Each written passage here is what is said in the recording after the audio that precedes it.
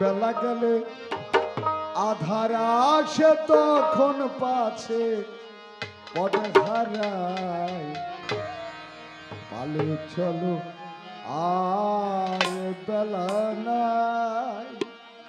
বেলা আছে নাকি? স্থান কাল পাত্র বিশেষ।